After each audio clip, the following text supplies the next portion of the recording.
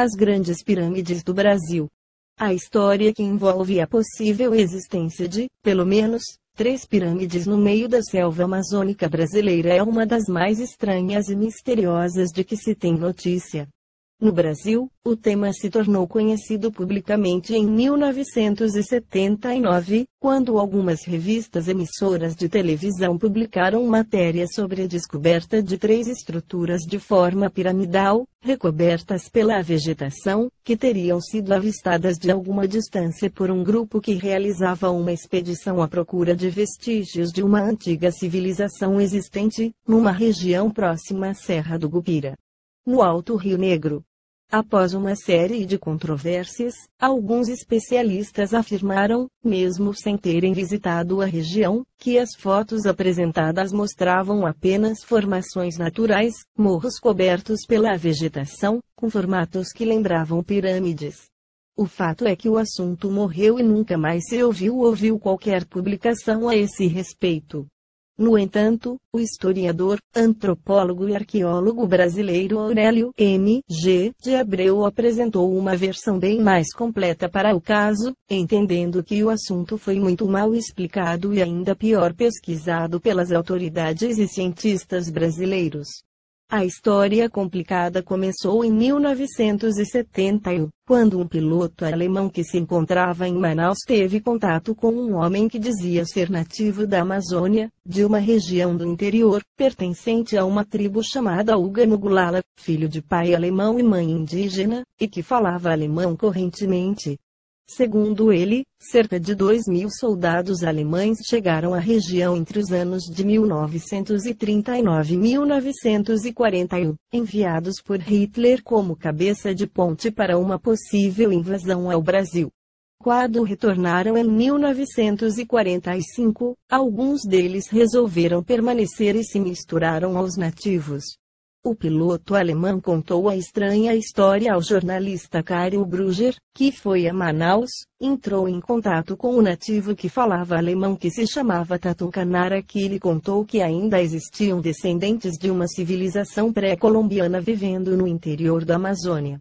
Brugger partiu numa expedição a cidades em companhia de Nara em 1972 e, em 1976, publicou o livro de Ishronik von Akakor, em que narrava a chegada dos soldados alemães.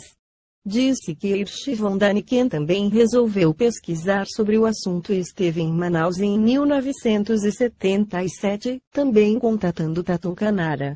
Nessa ocasião, o nativo lhe disse que existiam 3 cidades habitadas no interior da Mata Acaim, Akakor e Atanis, e que em Acaim existiria um objeto que teria sido entregue aos sacerdotes mogulalas milhares de anos atrás, por deuses que vieram do céu.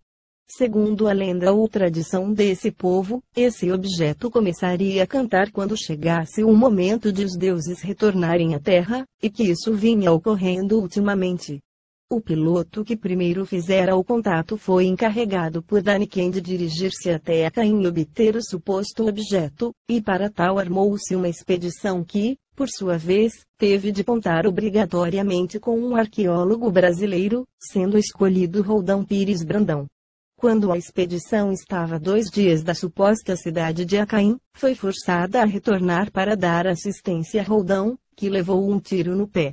Segundo um comunicado da revista Ancient Skis, editado pela Ancient Astronaut Society, Roldão se teria ferido propositadamente para impedir que a expedição prosseguisse.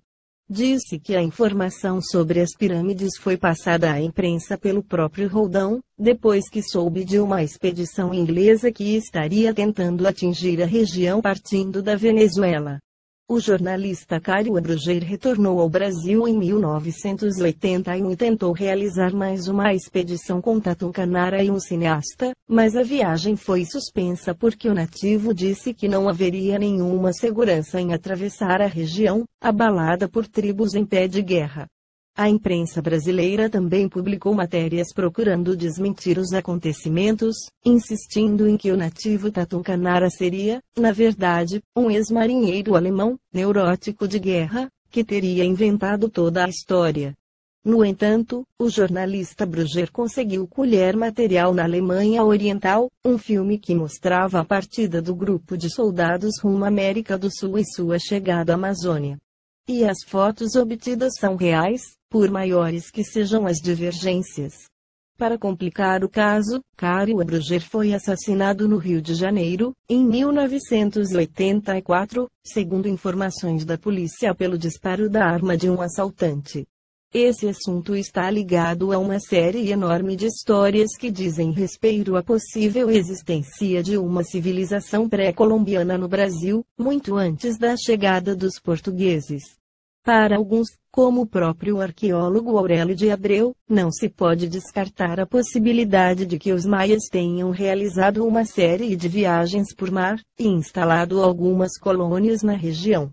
Para outros pesquisadores da área, uma civilização independente teria existido em vários pontos do Brasil, talvez muito mais antigas do que se supõe, e causa irritação em grande parte dos investigadores autônomos e também em muitos arqueólogos o fato de os estudos referentes a essas descobertas não serem levados adiante, como ocorre com a provável existência de ruínas de cidades antigas na região da Serra das Figuras e também da Serra do Roncador. E Paraúna. Alguns estudiosos, como Peregrino Vidal, entendem que houve uma colonização sumeriana na América, com alguns contingentes sendo trazidos do Egito para elaborar as construções na região. Outros entendem que Atlântida teria sido o centro do qual partiram colonizadores, tanto em direção ao Egito quanto em direção às Américas, levando com eles as técnicas de arquitetura e construindo pirâmides semelhantes dos dois lados do oceano. Outras linhas de pesquisa entendem ainda que Atlântida seria a própria América, o centro do qual se teria originado uma série de civilizações, inclusive a egípcia, e não é de estranhar que sejam encontradas pirâmides na região do Amazonas.